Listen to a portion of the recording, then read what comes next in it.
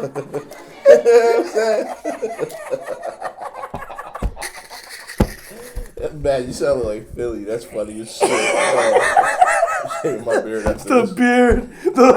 Even with the way the fucking do-rag's on. It's so hard, man. Cowboys wearing a Yankee fitted.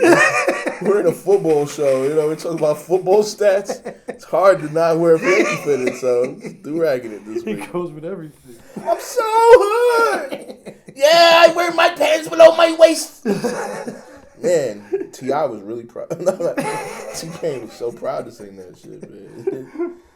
All right. Welcome back. Yeah, see it. Oh, man. Welcome back to another episode of The Wire, the podcast. We're your host, Alan A.B. And I'm Ness. Oh, yeah. And welcome to another episode. Thank you for tuning in today. I hope you guys like the new set. Once again, we're inside for the winter, so we just wanted to change the vibes up. So I hope you guys enjoy. But let's just jump right into the thick of things, man. Week 5. Wow. Bye weeks started. There was a few teams out, like you know already.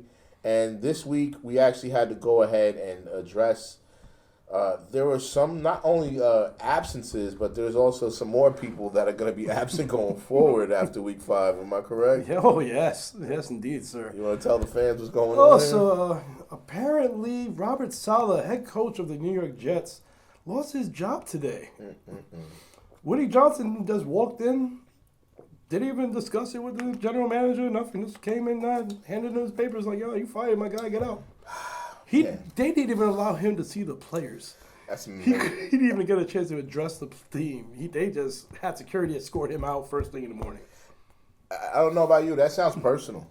That sounds like something personal. I don't think this was on the field or football related. I don't know the details yet, so I don't want to jump into speculation. But I gotta say, it doesn't warrant the attempt that was made here to let go of Robert Saleh. I feel like I know we were talking off camera earlier. I hope you don't mind me saying this, but you were even saying like this isn't the type of move you make mid-season, especially in a season like this where the Jets actually do look like a real. Man, let me tread lightly here. I don't want to lie to y'all. Their defense. The Jets' defense has been really, amazing. I mean, that's part of the weekend's recap here. Like Sam Darnold got brought back to earth. And I picked a great week to start him for the first time. Whoop-de-doo. Anyone who started Sam Darnold, I'm pretty sure you had a weekend like mine, but that's neither here nor there. Look, Robert Saleh has something. He has a solid defense, and his offense has potential. I mean, yes, it's a building team, but I just can't understand why you would do something like that. If anything, the person that should have been fired was Nathaniel Hackett because he's the one who's the offensive coordinator, and he's the one that selects the play calling for the offense. The offense has been stagnant, and it's unimaginative. Yeah. If anything, he should have been fired, but the reason he's not getting fired is because he's Aaron Rodgers' friend. So he's basically got job security. The nepotism. He's got job security. So. Well, yeah, week 5 was a doozy. Like you guys know already, there were a few teams that were out. The Titans, the Lions, the Chargers, and the Eagles were on their bye weeks. So if you guys had anybody out from those teams, I'm pretty sure you had to deal with those, losses. Of course, like people like Saquon Barkley, who's like the top runner, like one of the top runners of the league right now, or just Jaden Hurst, like any of these top players that you're normally starting. I'm pretty sure you had to fill in those blanks this week. So with that being said, do you feel like you had any weak areas this week? Do you feel like a lot of people suffered in where do you think a lot of people got hit the hardest this weekend, I guess, week 5? They probably got hit hard when it came to running backs. That's mainly where they got hit hard at because, like you said, they lost. There was J.K. Dobbins was on bye. Saquon Barkley's on bye. All the Titans running backs. Tajay and Tony Pollard were on bye. So, that's a good amount of players that people already regularly start. So at that point, that's when you're going to start digging deep.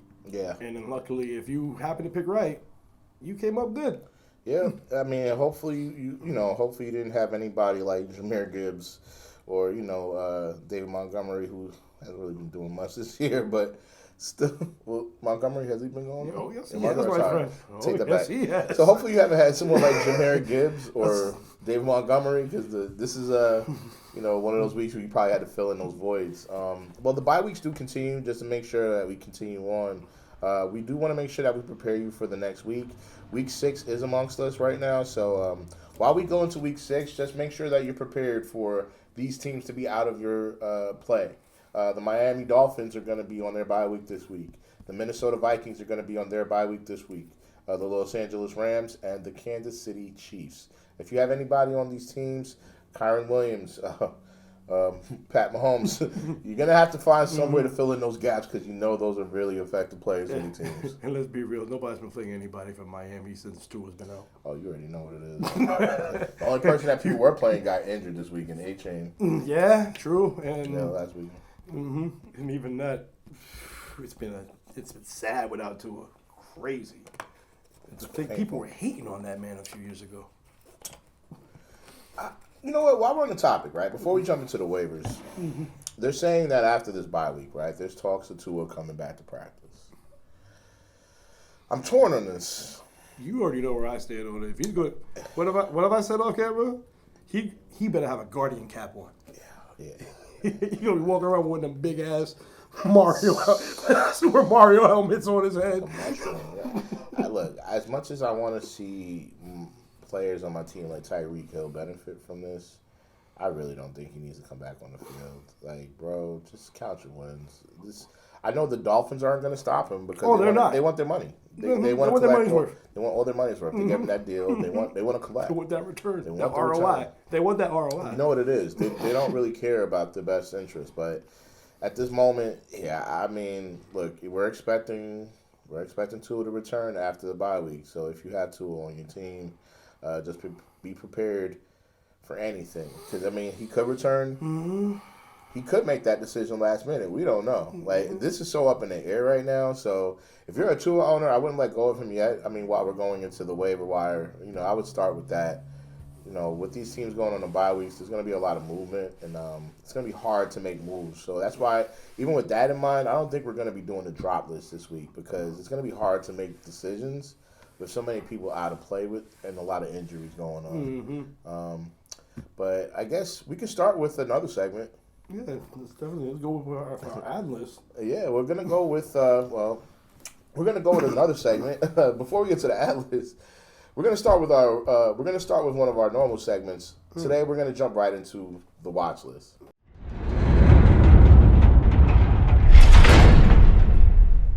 You guys already know the watch list is basically part of the show where we give you the players that we think you need to keep an eye on.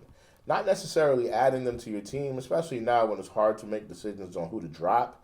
But these are players that I would say it's best that you just put that watch list button on, hit that star, follow them on Yahoo waiver wire shit. I even follow them on Twitter sometimes just to see what the hell they're talking about. Sometimes players will tell you what's going on by accident, But this is the watch list, so I guess we can jump right into the player number one. I don't know if you want to take us away, Ness, or if you want me to lead the way. I mean, you can lead it because we both are going to agree on this first player. Yeah. Well, I guess the first person that we're going to add to our watch list is someone that we both had on our list, so we'll start with him.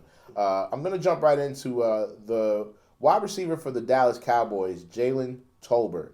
I hope I'm saying his name right. I think it's Tolbert because you think it's gonna be Tolbert. Oh, Tolbert. Let me make sure I'm saying his name right. Yeah, it's Tolbert. I think it's Tolbert. No, his first name is what I'm worried about. Oh, Jalen? Is it Jalen? Jalen? Tolbert? Yeah. Oh, you got it? Oh, yeah. Okay. I wasn't sure. It was because they have two Jalens on that team. The Tolbert part I knew. It was the Jalen part I was worried about. Mm-hmm. All right, so yeah. So I'm sorry. So yeah, the first player that we're going to start off with is Jalen Tolbert. Jalen Tolbert is owned in about 8% of your leagues right now. He's a wide receiver for... I'm stuck mouth today. Jalen Tolbert is owned in about 8% of your leagues right now. He's a wide receiver for the Dallas Cowboys. And if you guys have any idea of what Dallas is looking like right now, let me just tell you. Jalen has filled in that gap for the Amari Cooper, Mike Gallup role. Is it Mike Gallup? That's it? Yeah, that's his name, right? I'm sorry, I'm always calling it that. Like, I feel like an old man. I feel like I be messing the names up all the time. So I feel like, Tolbert's definitely starting to fill in that gap where Amari Cooper and Mike Gallup used to be on the team. He's definitely filling in those roles, and I feel like this might be his breakout year. I'm not saying he's going to be a top 20 receiver, but I think he will be a top-tier receiver. I feel like there's about 3 different tiers. There's a mid-tier and there's a lower tier. I think Tolbert might be around the ending. He might be rounding out the end of that top tier of receivers that you could get your hands on for the rest of the season. I do see some consistency developing with him with the targets and his point share and his snap counts as well. But I believe Tolbert might be someone. And it definitely assisted in the fact that Brandon Cooks has been missing. Absolutely. So that's a lot of where it's helping out for him. Yeah, absolutely. I feel like him and Prescott have definitely developed some chemistry. I feel like this second year is this his second year on the team? I believe it is. I believe this is his second year on the team. I could be mistaken, but I feel like this season him and Prescott do seem to have a little bit more chemistry. It seems like he's finding him a little bit more, and again with people out like Cooks, I think that we could definitely see him at least put up some consistency. I don't know when Cooks comes back. Let me see. When is Cooks due to come back? Because I feel like that could affect things too when it comes to Tolbert. Mm-hmm. How often are we looking forward to this? Now, right now, he's on IR, my friend. IR, right? So as of Saturday, he's been sent to IR. Yep. So at least minimum 4 weeks. Yeah, he's got at least 4 weeks out. They're expecting Tolbert to step in and basically, fill that gap. With him and CeeDee Lamb as the top 2 pass catchers, yep. Man, that actually opens things up for the tight ends, too. Yeah, for at least the next 3 weeks. Look, I mean, factor in that you guys have a bye week on week 7, but for the week 6, 8, and 9, you guys have a solid wide receiver here. I would definitely say, shoot, am I going to just stop saying watch list and just add this man? Or? Yeah. I mean, I'd add him. I'd say I'd add him because you know what? You got Detroit, you got the bye week, of course, and you got San Fran and Atlanta. And those are going to be 2 teams you could definitely. If you're in deeper leagues, like 12 to 16 man, you already know this is a man you got to pick up. Yeah, I would say definitely Jalen Tolbert. Who's your next guy, Ness? All right, so next I'll kick it off with Ray McCloud. Oh, he's back. Yes, yes, Ray's back. Because it is mainly, I say this mainly because Atlanta just seems to be based on, hey, we're going to throw the ball.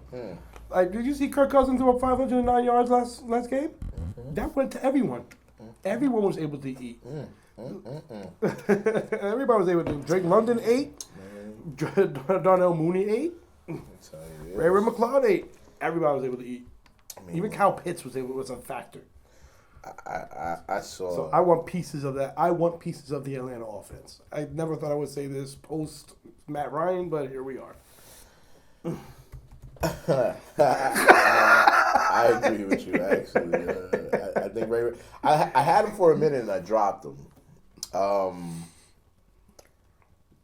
Do I regret it? I don't know yet. I don't know if I regret it yet, but you are. You're definitely on to something. Kirk Cousins currently owned in about 51% of your leagues. Is my next pick. So I'm going to stay right here in Atlanta. Kirk Cousins. I don't know what to say here. This is the watch list, so I feel like this is exactly where both of these players belong, honestly. I think they're attached to each other, and they are actually fit perfectly right here on the watch list. Reason I say that, and it's also the reason I dropped Ray McCloud, I don't see the consistency yet. I would say this is why we watch list players, because we don't want to pull the trigger too early and have them wasting time and space on our bench. Even though you can have a speculative ad that just sits there and waits till they develop to what you think their season's going to be. However, Kirk Cousins, he did do this against the Tampa Bay Buccaneers, whose defense hasn't been that strong this year. And also, this is not his typical week. If you are looking at his other weeks, yes, he threw 509 yards this week, but he also threw 238 last week, 230 the week before, 240 the week before. He's middling around 235 yards, right?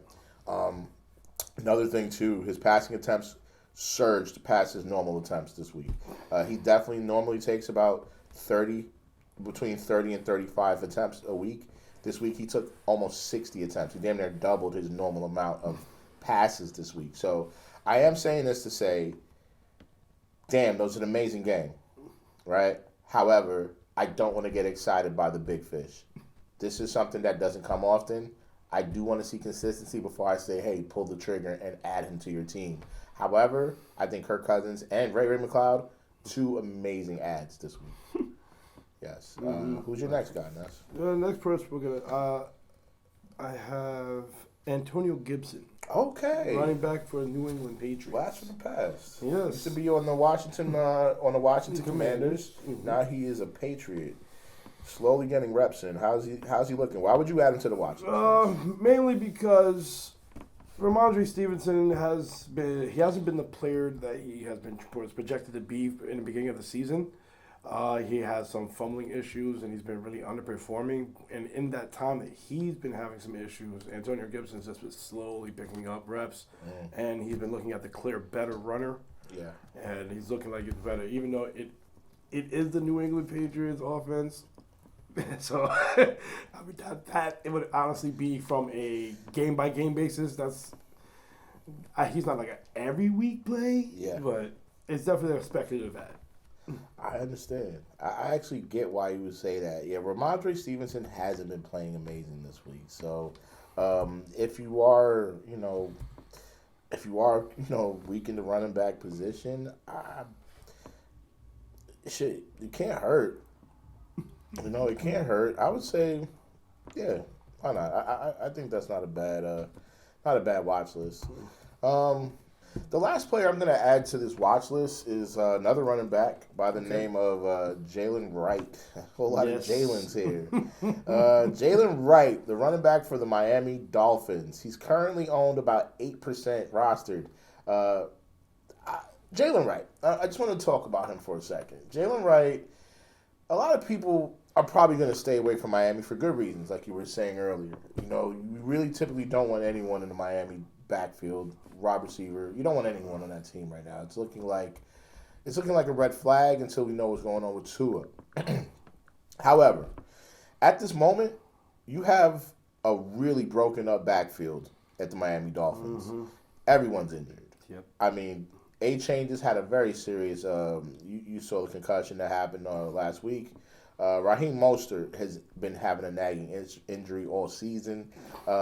Jeff Wilson, the junior, he's just recently popped up on the injury list. He's another person who's been suffering, and there's really nobody left. Right now, on top of that, this kid Jalen Wright, it's not just that he's the next man up. He's actually a pretty good running back. He actually used to be a wide receiver in his first few years of college. He turned into a running back eventually, and that means a great deal for whoever's going to be replacing Tua if Tua doesn't come back, as well as if Tua does come back. I think it's a win-win in this position because he's going to be a great check-down back. Mm-hmm. Excellent check-down option. Yeah, man. This is somebody that they picked up in the 45th. Sorry. This is somebody that they picked up in the 4th round of the draft this year, and it's for apparent reasons. With these people having such a great backfield, they still saw potential in building a future team around this kid. I know a lot of these players that you see on the team right now, their contracts are going to be up after this year, and they are slowly looking at who are going to be taking the reins over, like A-Chain and kids like Jalen Wright. I think this is somebody that can be a great ad, not only for the leagues that you're in now as far as PPR leagues, but also for keeper leagues if you're looking for someone who's young who might end up taking the reins in the years to come. So it's somebody that I think you should be on your watch list right now because, again, he's not somebody who's going to return value right away. You also have a bye week coming up, so it's like there's not really much to benefit from adding him right now, but I would say leave him on the waivers. Click that watch list. Let's see what happens towards the end of the season. You might see his name a lot more. Yep. Yeah. It was only week 6. Only week 6. Well, that was the watch list. Thank you for checking out that watch list brought to us by... All right, I'm joking. We don't have a sponsor yet, but you can be a sponsor. If you are watching the show and you're interested in having any product placement opportunities, please reach out to us. Hit us in a DM. Follow us you could follow us at our personal pages or even DM us at Podify Studios if you're interested in having any product placement opportunities here.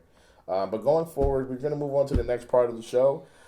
Basically, this is where we add our waiver wire ads. This is just going to be our waiver wire ads for this week. These are players that we think you need to have on your team immediately. People that you should get your hands on as soon as you can. Mm-hmm. I'm going to throw it back to you, Ness. Pause. Whoa. Who's the first player that you're adding to his watch? You gotta stop this. I'm not mature enough to deal with this. I'm definitely not mature enough to do it. Who's the first player that you're adding to this waiver? Again, we're going to, the first player again is a player that we both agreed on, and we talked about this beforehand. Tyrone Tracy of the New York Giants. Yes. And I know I find that an oxymoron as much as this man shits on the Giants, and well, I do as well, that we would be considering picking up a running back from the Giants. But you know why? Because there's a running back. That's why. And he has an opportunity to really take over his backfield. Because, Devin Singletary, you know what you have with Devin Singletary. You know what it is. You know what you have. Yeah, so let's go with the new hotness. Let's be honest. Everyone, Devin Singletary is like, oh man, I don't want to say it. There's going to be one of those clips. I feel it already. Do it. Do it. He's been on 3 teams in 3 years. Do it. Devin Singletary's that girl that keeps getting cheated on, but you know why. You feel bad, but you know why. And there it is. You know there's better out there. All right, so listen.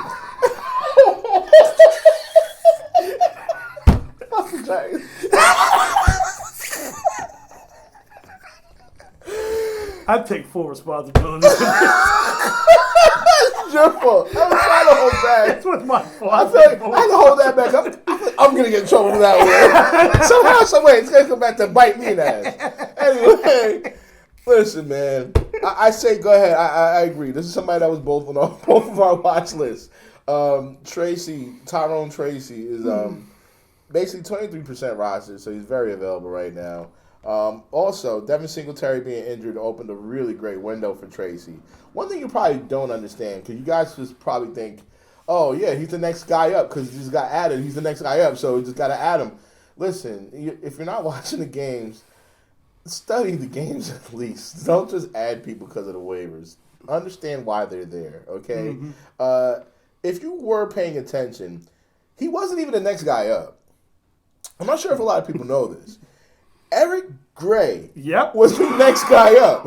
And what happened was Eric Gray basically ran the ball 28 snaps and then fumbled. And then after that, there was no looking back for the Giants. That part. They never put him back in the game. Because I was personally, between me and you, I was looking at Tracy last week when Devin Singletary was out. Yeah. So I was very closely paying attention. Yeah. Yo, we were going into the second quarter. I was just like, he hasn't touched the ball yet. At all. No. What's going on? And I saw Gray. Yeah. Like, wait a minute. Yeah. Yes. No one even talked about Eric Gray ran the ball all first half. They brought him in the second half. But guess what? Eric Gray only got 28 snaps. This dude got 45 snaps in that second half, which says a lot. Not only did they run more, they ran the ball without Gray. Well, very little Gray in the mix if he was in there. 123 yards in one half? On that part. This is going to be a dangerous running back. And not only that, I think I see why they let go of Saquon Barkley now. I think looking at this kid, I understand why they let go of Saquon Barkley. He was a recent add to the Giants this year in the draft. He's another running back who used to be a wide receiver in college. Mm-hmm. He was actually a wide receiver for his first 3 years. I think Iowa State he went to. But his 4th year, he switched colleges, and then they transferred him. He changed from a wide receiver to a running back. Probably his best opportunity. He became a very very fast, add on that last year. He broke records, and now, again, he's somebody who's a stellar running back. I think the Giants knew what they were let me not jump the gun. But based on that second half, if he keeps this up, I can see why they let go of Saquon Barkley. I'll say that. Mm-hmm. Yeah. All right. So this person that I'm adding to this person that I'm going to add is someone that you actually added to your watch list. I think last week. Yeah. Darnell Mooney. Darnell Mooney, he's owned in about 48% of those leagues. One thing about Darnell Mooney is this. A lot of people slept on him, like you said before. We all know what he was dealing with. He struggled, but it wasn't because of him. It was because of Justin Fields. Yep. Okay? He's still a really good receiver. And if Kirk Cousins is to continue his push to greatness this season, they're all going to benefit, but the biggest benefactor is going to be Darnell Mooney. Mm-hmm. Now, even if this consistency doesn't remain the same, even if Kirk Cousins doesn't hold up that potential all season, Darnell Mooney is still going to benefit. He's still the outlier in this team. He's the top wide receiver in this core. He's going to get most of those big plays. Whenever Kirk Cousins is looking for a check, whenever Kirk Cousins is looking for an escape, a bailout, Mooney's always going to be that deep receiver that gets out there and beats the secondary. So you're going to have to rely on somebody in that offense, even when things are bad. And Darnell Mooney's going to be one of those people that should be consistent no matter what. Yep. For the past 4 weeks, he's been above 7%, above 7 receptions. Yep. That 16 last game. Like I said, that was an outlier game, but damn, 16. Mm-hmm. Darnell Mooney. Mm-hmm. Darnell Mooney. That clearly. Mm-hmm. Who you got next, buddy? All right. My next play that I have is Roschon Johnson. Ooh. Of the Chicago Bears. Man, I'm so mad I let him go. Yeah, because, we had that one little blip from DeAndre Swift. It's I guess he felt that fire on his back, like he was going to lose his job. So he went off last week. Ew. But then this week, he had a, decent game, but now Roschon went off for 2 touchdowns, and he's looking like he's, the Chicago's head coach, they were talking about they were going to get Roschon more involved last week. Heading into last week, they said they were going to get him more involved. I don't think that because of Swift having one good game that's going to change it. They're still going full speed ahead with this plan. Mm-hmm. So I believe that later on in the season, I would love to have Johnson on the team because it just Chicago seems to be getting it together now. They do. They do seem to be getting it together now. I do see that they're actually giving him. They're. I don't know what to say. They're looking better. I don't know why I don't trust them, but they are looking better. They did a great job against the Panthers. There's a history. They beat the Panthers 36-10 this weekend, and like you said, the rushing game was great. Roschon Johnson, 2 touchdowns. The only thing I don't like about him, and I still would have to say I tread lightly here, he's only got 25 yards, and this is not something that I'm comforted by. Those give me touchdown vulture. Mm-hmm. This is what it's giving me. It's giving me your TD vulture. I don't know if he's going to be someone who's consistent, and that's what I really. Again, when we get towards this part of the season, we need those players that we know can deliver every week. I would make him more of a watch list, but I would say, if they do switch places now, and he does take over the reps from DeAndre Swift, which, again, Swift had a touchdown too, so again, I don't know how that's going to work, but if he does end up eating into Swift's number, and Swift had 73 yards, it's not a bad game. Mm-hmm. If he does end up eating into his reps, yeah, I can see it. But for now, I don't know. I don't think he's a must-have. Yeah. I would say I would disagree. I would make him a watch list for sure. I got you. But my next ad for this week, somebody that we're basically highly fond of, our boy Josh Downs. It's funny because no one was talking about this dude all season. Nope. No one. We were. Mm-hmm. We brought him up. You remember last year. Come on. Ness, I get Ness right. Ness reminded me. Cause I'm like, he's got to be in everyone's team early in the league. I said, no way he's on the waivers. And in our league, of course, he was picked up, but someone let him go. Someone fumbled. Someone dropped him in the sea like that old bitch on the Titanic. Oh, you going for 2? Here I was. Going for 2. It's not bad enough to have 1 clip. We got to go for 2 this week. You know what? We got to drop early. We might have to get another clip out. So, Joshua Downs, wide receiver for the Indianapolis Colts. He's owned in about 41% of your leagues. He's still available highly in a lot of your leagues. Go get that, man. Hey, Listen, we're man. going up, baby. It's better than 20 last week. Yeah, go. we're going up. Listen, these last 2 games, he's averaging 8 receptions. He's gotten over 70 yards a game these last 2 games. Again, I'm saying last 2 games because he was injured for the first 2. Mm-hmm. So, again, you had to I'm not even going to factor his week 3 game in because that was the first game they were warming him in. They were just bringing him back into the game after a small injury. So I'm not counting that week 3 stats because we all know those games that you have to bring the player back on the field and get him back in the groove, but you're not really trying to rely on him too often. You're just trying to get him some reps. The real game is these last 2 weeks, and that's what I'm going to go off of, and that's what I trust in. Yeah, go ahead and get you some Josh Downs. I agree. I agree with you on that. You already know. Now, for my next player, I'm going to go with Jacksonville's running back, Tank Bigsby. Oh, yeah. Oh, gosh, this hurts. That man is just been on a continuous tear of getting opportunity and stealing opportunity from Travis Etienne, which I feel, unfortunately for poor Travis Etienne, he's dealing with that shoulder injury. So he's trying to fight for his job, but in doing so, he might further injure himself and then turn Tank Bigsby into a league winner. This hurts my soul, bro.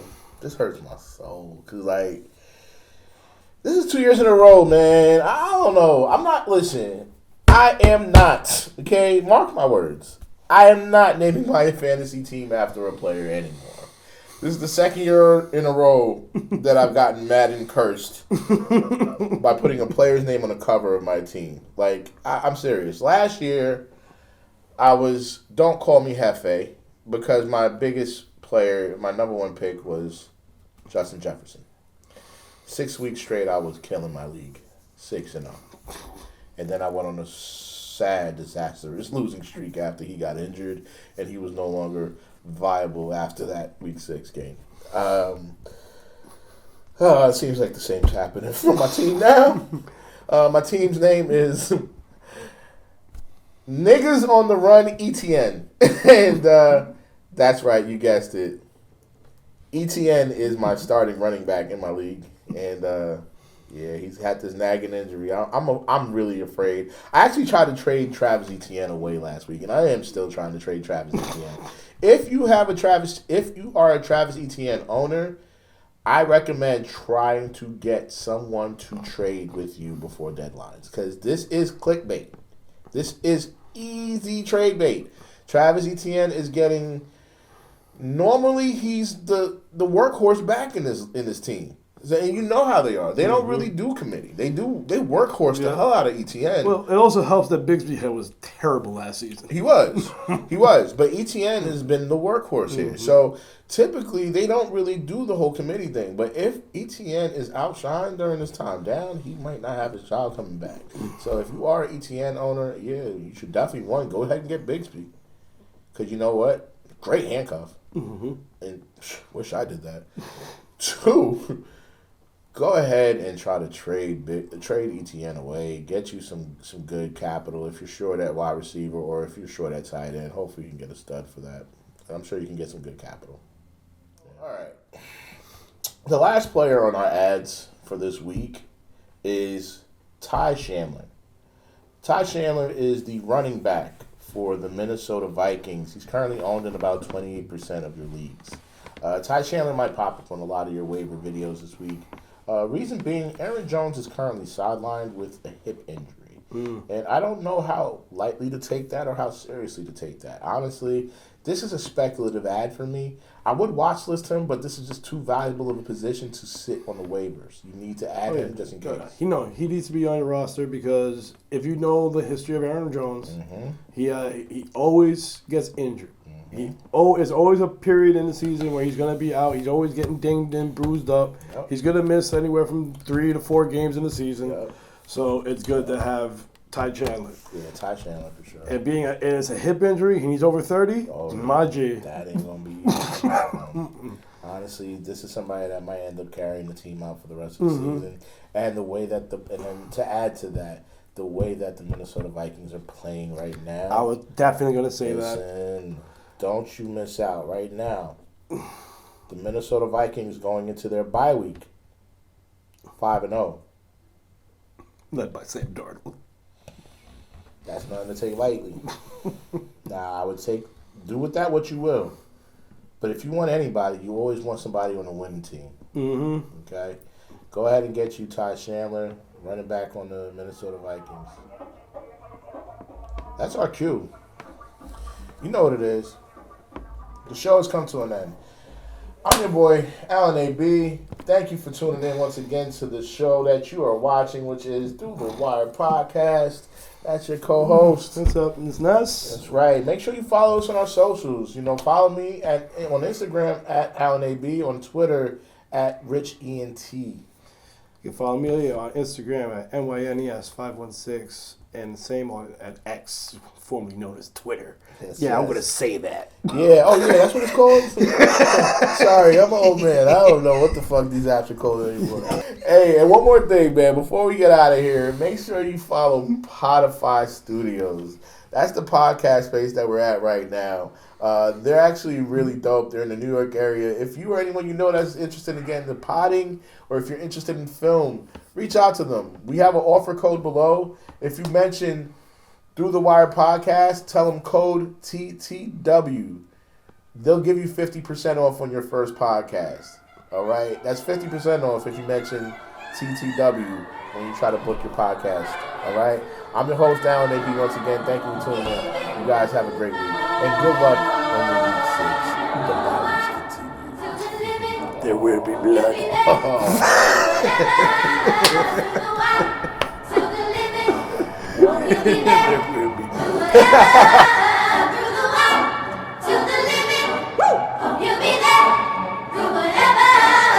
Devin Singletary is Halle Berry.